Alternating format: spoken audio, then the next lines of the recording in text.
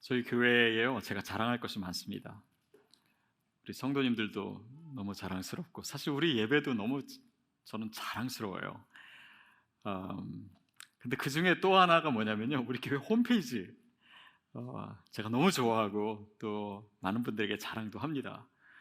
특별히 이 홈페이지가요, 우리 뭐 어디 외주져 가지고 한 게 아니라 우리 성도님들이 모여가지고 만든 거기 때문에 저에겐 너무 귀해요. 굉장히 인터랙티브하고요. 또 뭐 거기서 못하는 게 없습니다. 그냥 중보기도도 부탁할 수 있고, 또 예배도 드릴 수 있고, 또 뭐 DNA 교육 신청도 거기서 하고, 또 뭔가 도움이 필요하면 도움도 구하고. 근데 그 도움을 구하는 페이지가 있는데요, 제가 보여드릴게요. 이 페이지요. Share and Care.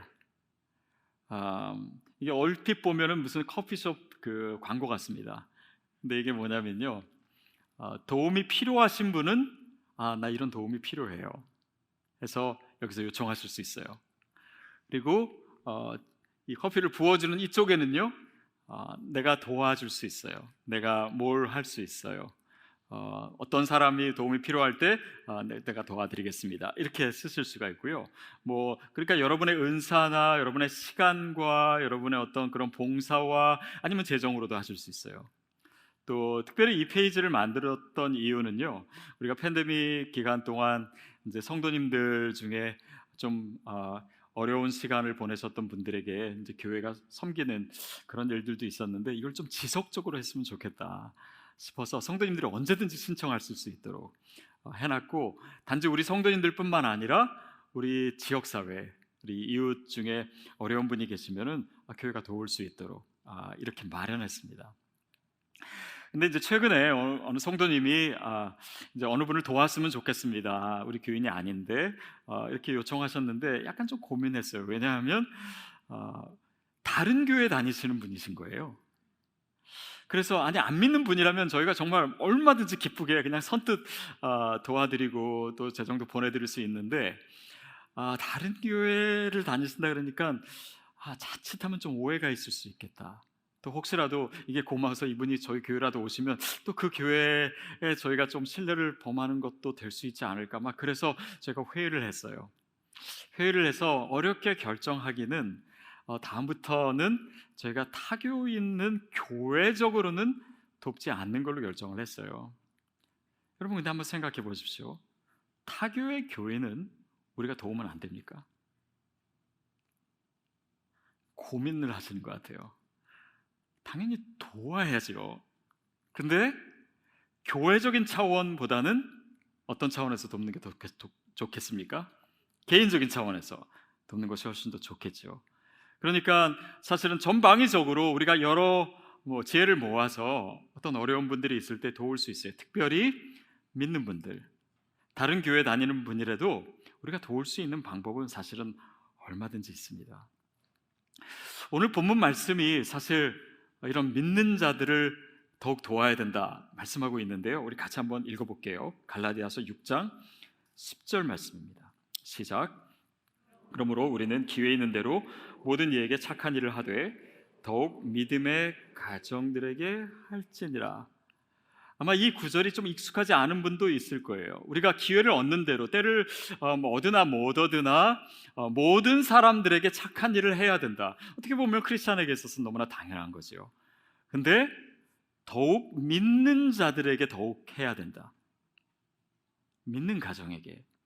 그 말이 어떤 의미가 있을까요? 우리가 보통 선교적으로 생각했을 때는 믿지 않는 영혼들부터 우리가 더 챙겨야 되고, 그들을 돕고 혹시 그래가지고 그들이 정말 주님을 알게 되면 더 좋은 것 아니겠습니까? 근데 사도 바울은 오히려 이 우선순위가 믿는 사람들에게 먼저 있다라고 얘기를 해요. 그 의미를 우리가 조금 생각해 볼 필요가 있습니다. 먼저는 당시 이 초대교회 상황에서는 기독교인들이요, 일반인들보다 훨씬 더 어려운 삶을 살았습니다. 사는 것 비슷하겠지만 특히 크리스찬들은 내가 예수를 믿는 것 때문에 어려움이 많았어요. 경제적으로 손해도 많았습니다. 심지어는 핍박도 있었어요. 그리고 죽는 사람도 있었어요. 그러는 가운데 가정마다 어떤 집은 남편이 죽든지, 어떤 집은 아내가 죽든지, 어떤 집은 자녀가 예수 믿는 것 때문에 순교를 하든지, 어떤 집은 부모님이 죽든지, 그러니까 모두 다 크리스찬이기 때문에 가지게 된 슬픔과 아픔이 있었던 거예요. 그래서 이 상황에서 봤을 때는 사실 너무나 당연한 거죠. 우리가 믿는 가정을 더 돌봐야 된다, 더 챙겨줘야 된다, 더 위로해줘야 된다, 그들의 아픔을 부둥켜 안아야 된다라고 하는 의미입니다. 근데 두 번째로 생각할 것은요, 그보다 조금 더 확장된 의미는 뭐냐면, 우리가 크리스천이라고 하는 것은요, 우리 모두가 그리스도 안에서 다 형제 자매 되었다는 것입니다. 그렇죠? 그러니까 예수님을 우리가 영접했을 때 예수님만 오시는 게 아니라 그분의 가족들 다 데리고 우리 가운데 오시는 거잖아요. 그래서 우리가 형제 자매가 되겠습니다. 제가 처음 대학부 모임에 이제 고등학교 졸업하고 이제 갔을 때 모두가 서로를 형제님, 자매님 이렇게 부르더라고요. 근데 그게 너무 어색한 거예요. 막 오글거리고 어색하고 약간 느끼하게 엮여지고. 근데 그게 사실은 초대교회 때 크리스찬 동료들을 부르는 호칭이었어요.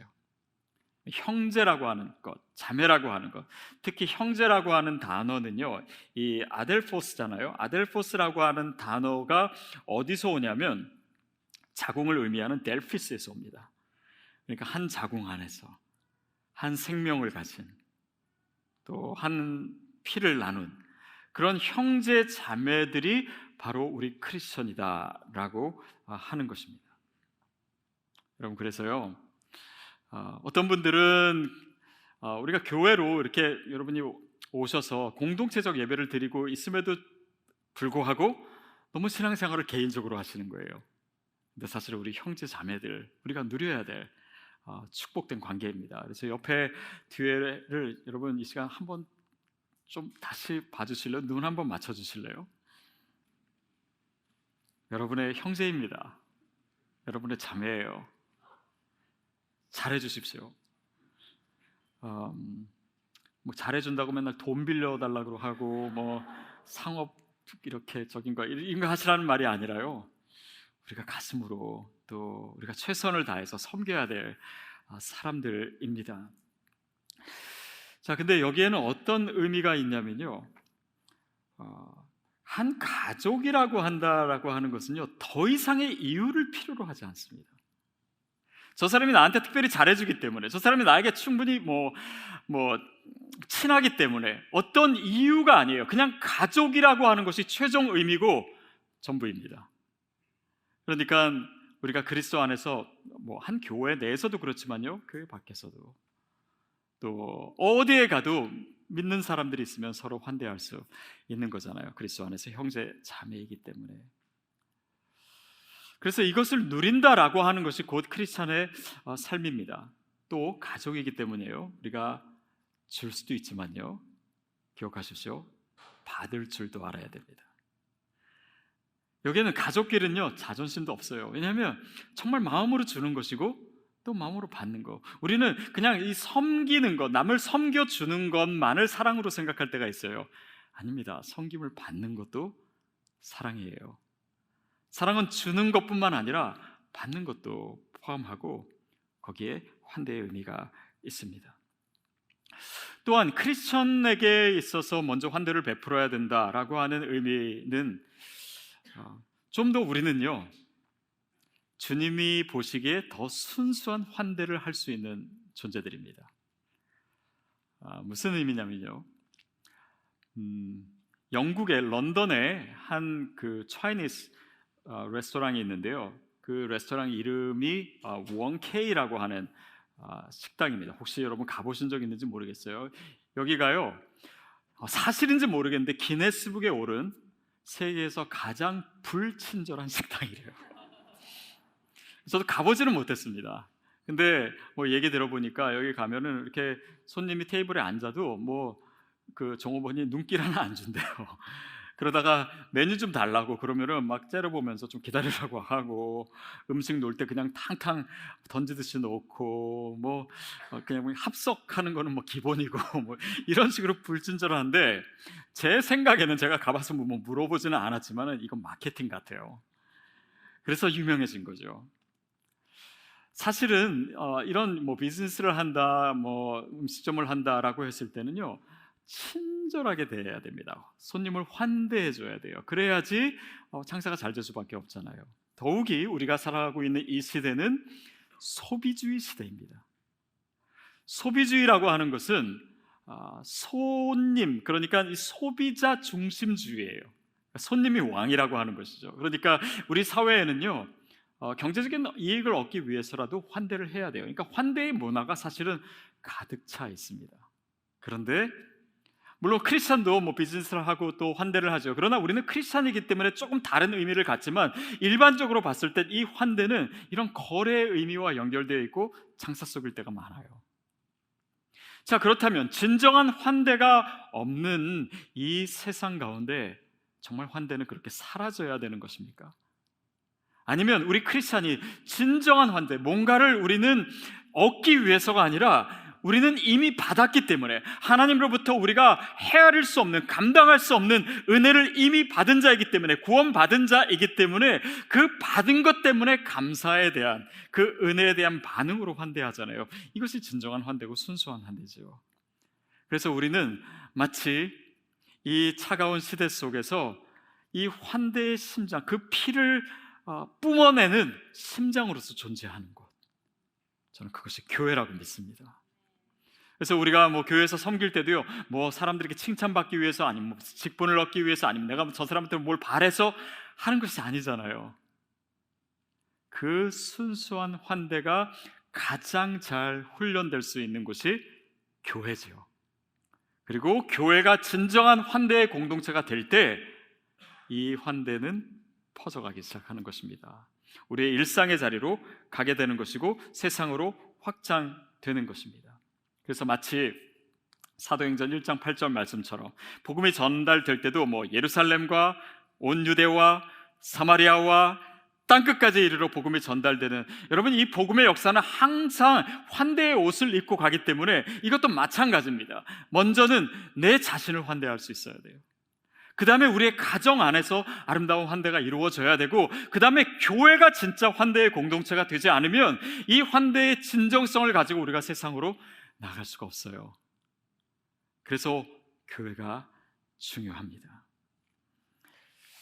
그래서 오늘은요, 우리가 이제 뭐 함께 예배드리고 또 신앙생활을 같이 하면서 좀 구체적으로 어떤 환대를 생각해야 되나, 그것을 서로 나눠 보려고 합니다. 먼저는요, 우리가 제일 쉽게 생각할 수 있는 것은 교회 처음 오신 분들, 그렇죠? 이 중에는요, 정말 교회도 안 다녀보고 처음, 그야말로 초신자가 계십니다. 저희 교회도 계세요. 근데 초신자가 누구냐? 초신자라고 하는 말도 모르는 게 초신자입니다. 왜냐면 이것도 사실 되게 교회적인 언어거든요. 그러니까 이분들은 정말 용어도 다르고 또 모든 것이 새로운 거예요. 제가 전 교회에 있을 때 어느 교회 처음 오신 분이 계셨어요. 그래서 새가족 이렇게 모임에서 제가 만났습니다. 그래서 대화하고 그렇게 했는데, 이분은 그게 예배인 줄 알고 그 모임 마치고 집에 가셨어요. 그러니까 교회에 대해서 아무것도 모르신 거예요. 예배가 뭔지도 아무것도 모르고. 그런데 그분이 어떤 마음으로 교회를 왔겠습니까?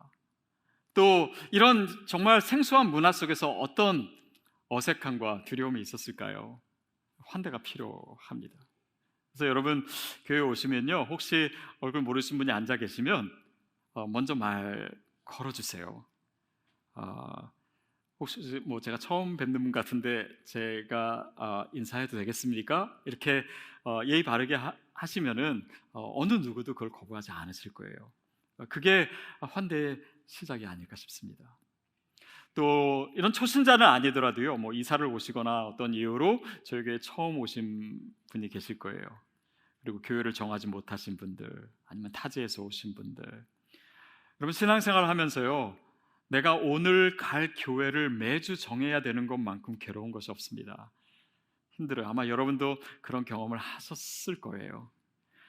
또 예배가 끝나도 누구 대화 나눌 사람도 없고 그것이 얼마나 사실은 어색하고 힘듭니까? 또 간식 저쪽에서 준다는데 가봤자 뭐 아는 사람도 없을 것 같고 그래서 어색해서 안 가시는 분도 꽤 많으신 것 같아요.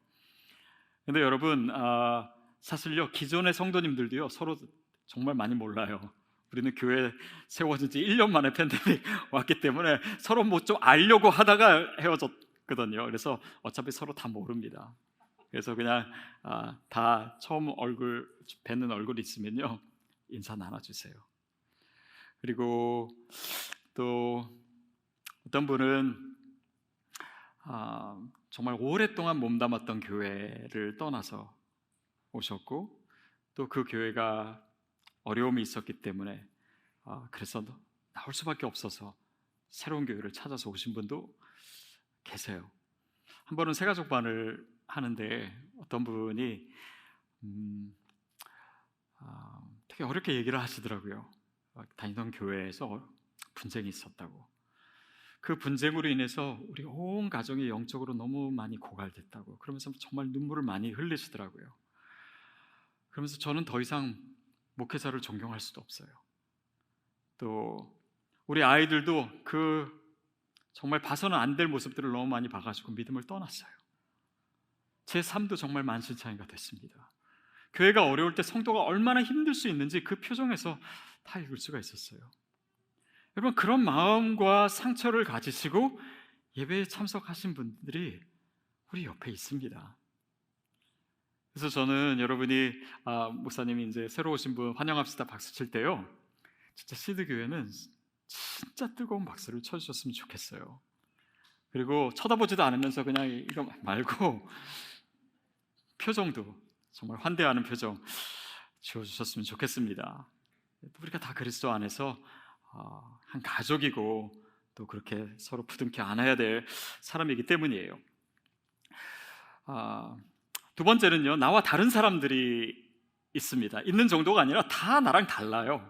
우리는 문화에서도 다르고 또 생각하는 것도 다르고 판단하는 것도 다 다릅니다. 예전에 제가 들었던 얘기 중에 어느 집에서 아내가 이제 감자를 삶아가지고 남편에게 주면서 옆에 소금이랑 같이 줬어요. 찍어 먹으라고. 그랬더니 남편이 그걸 보면서 아니 어떻게 감자를 소금을 찍어 먹냐고 설탕을 찍어 먹어야지. 우리 집에서는 계속 설탕 찍어 먹으면서 자랐는데 그랬더니 아내가 깜짝 놀라면서 아니 어떻게 소금을 찍냐고 나는 어려서부터 우리 집에서는 설탕을 찍어 먹었다고. 그랬더니 남편이 또 뭐 이상한 집안이네 뭐 그러니까 여자가 또 이상한 집안 그래서 부부싸움이 됐다고 해요. 이래도 되고 저래도 되는 건데 서로 다른 게 우리는 굉장히 많잖아요. 그러니까 그것이 단지 뭐 한두 가지가 아니라 문화적으로 다를 때는 더 그렇습니다.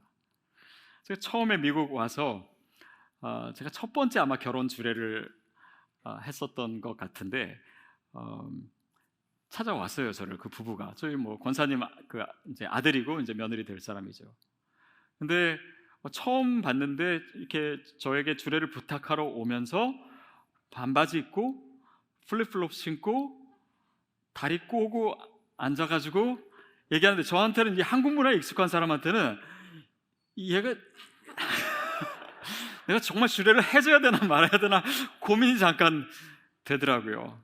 그러면서 이 1.5세들, 2세들의 문화를 이해하게 되고 그리고 그 차이를 알게 되고 또 뭐 우리 성도들 중에서도 마찬가지죠. 각기 다 교단 배경이 다르고 또 뭐 통성으로 기도하는 걸 좋아하는 분이 있고 또 조용히 기도하는 걸 좋아하는 분이 있고 또 신앙생활 하면서도 성경 통독을 좋아하는 분이 있고 또 아니면 그냥 큐티를 좋아하는 분이 있고 아니면 둘 다 싫어하는 분이 있고 뭐 신앙생활의 모습도 그냥 다 다양해요.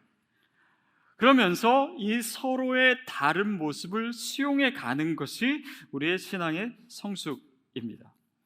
그래서 우리가 그 MC 리더들 책을 같이 읽다가요 거기 있는 표현 중에 재밌는 것이 있어가지고 여러분 저를 한번 따라해 주세요.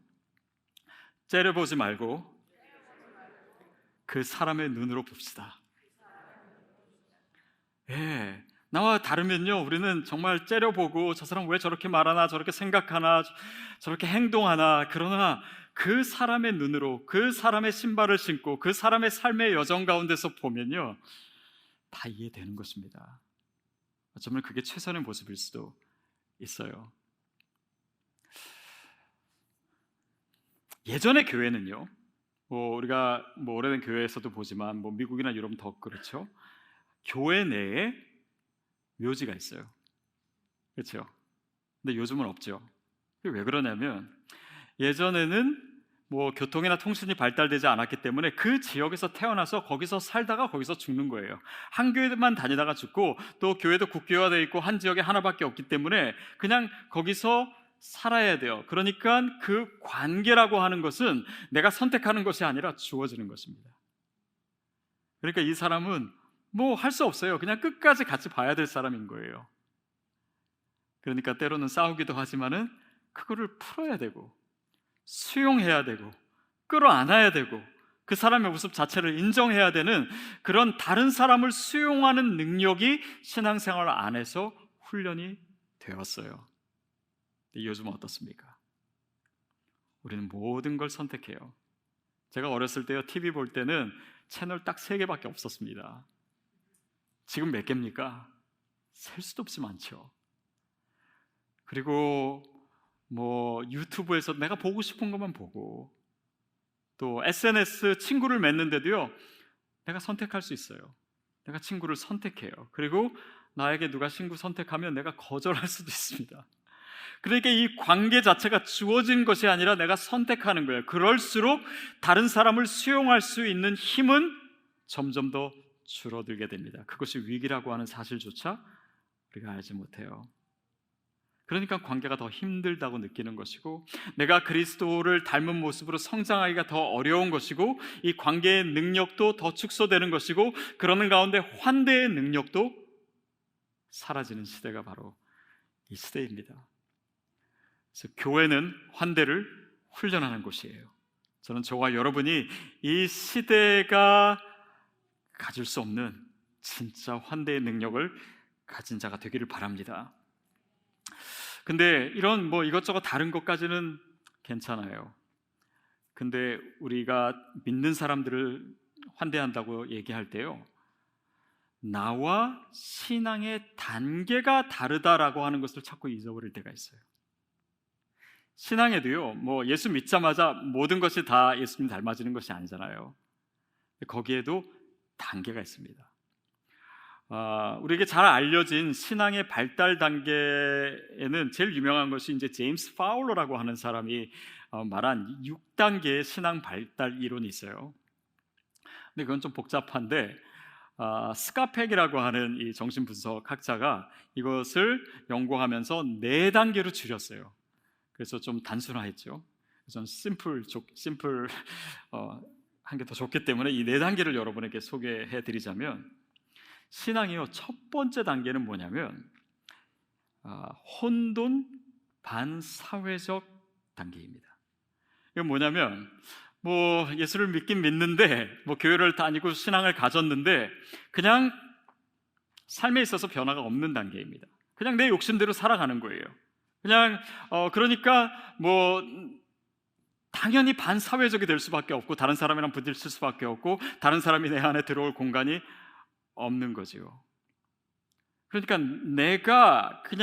내가 원하는 대로 내 욕심대로 살아가면서 예수 믿는 거예요. 여러분, 근데 이 1단계예요. 정말 신앙생활 오래 한 분들이 많습니다. 예수는 믿어요. 교회는 다녀요.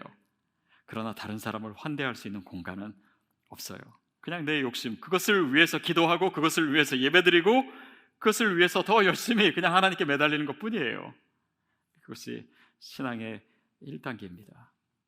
2단계는 뭐라고 하냐면 형식적, 제도적.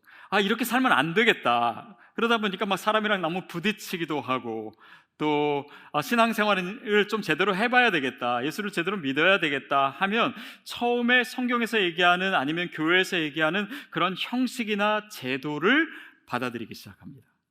그리고 그것 자체가 중요해요. 마치 이스라엘 백성이 율법을 받듯이 율법에서 율법에 나온 것들을 하나씩 하나씩 지켜가지요. 그러면서 자기에게 더 엄격해집니다. 그리고 스스로를 정죄하다든지 아니면 다른 사람을 정죄하기도 해요. 이 규율 자체가 신앙의 기준이 됩니다. 그러니까 율법주의나 아니면 근본주의적인 신앙 자체가 여기에 속하죠. 그래서 제가 대학생 다닐 때 정말 율법적인 신앙을 했던 것 같고, 그때 제 주위에 같은 교회 다니지만은 막 술 먹고 그런 애들을 제가 얼마나 째려보고 그랬는데, 제가 최근에 만나서 다 사과했어요. 세 번째 단계는 뭐냐면요, 회의적 개인적인 단계입니다. 우리 신앙의 내용들, 또 제도, 형식, 전통 이런 것들을 내가 받아들이기 시작하면서 이것을 이제 내면화시킵니다. 이것이 정말 맞을까? 또 하나님이 정말 살아계시다는데 정말 살아계실까? 하나님께서 내 기도를 들으실까? 하나님께서 나를 통해서 뭔가를 하신다고 하는데 하실까? 이런 것들을 이제 계속 개인화하면서 질문하는 거예요. 내 것으로 만드는 거죠. 근데 여기에는 분기점이 있습니다. 그 질문 속에 거기서 정말 좋은 성경의 기초가 있던지 아니면은 좋은 영성이 받침이 되면은 우리가 더 깊은 영성으로 갈 수가 있어요.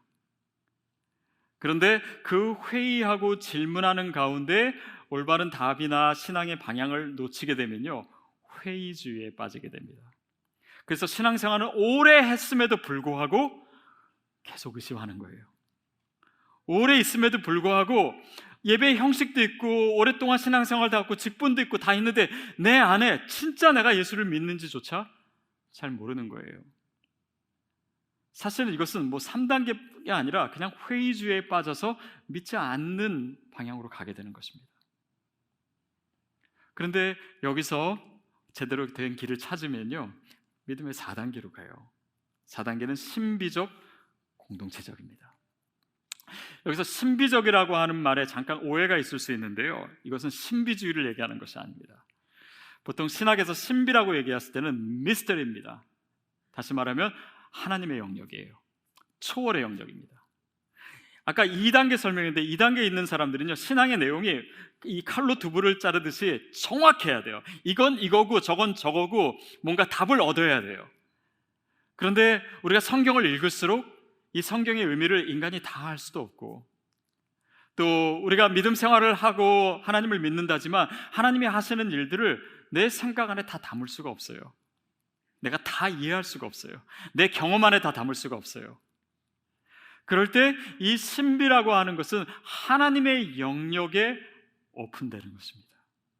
다시 말하면 내가 다 모든 것을 아는 것이 아니라 그분을 신뢰하는 거예요. 그분과의 인격적인 관계가 생기는 거예요. 그리고 다른 사람과의 관계에 있어서도 타인들을, 나와 다른 사람들을 인정해주기 시작하는 거예요. 나는 이것이 옳다라고 생각했는데 이것이 다른 사람에게는 다른 의미일 수 있구나. 신앙의 삶과 경험을 통해서 다른 사람들을 받아들이기 시작하는 것이죠. 그러면서 자신의 기준을 자꾸 내려놓는 훈련이 이루어지는 것입니다.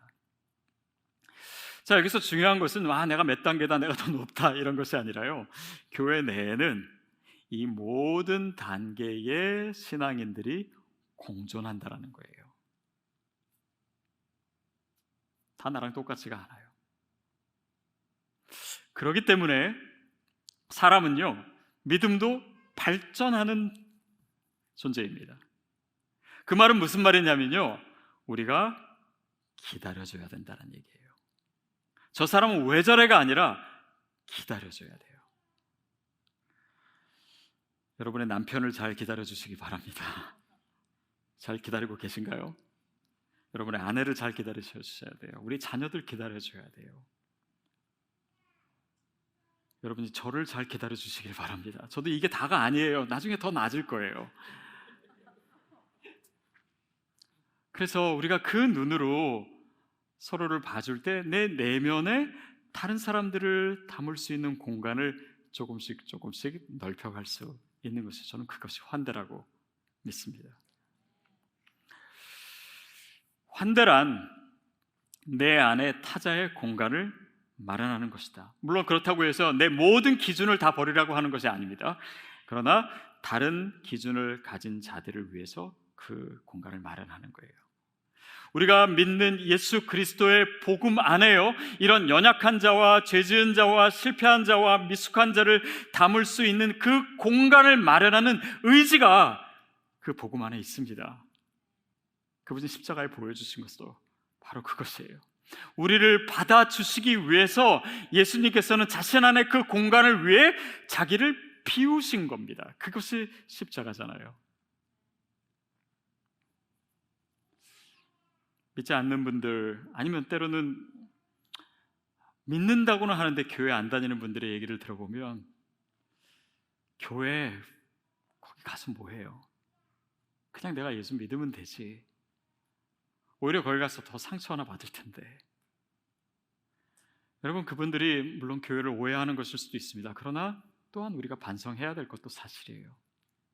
교회가 진짜 환대의 공동체가 되지 못했던 적이 정말 많습니다.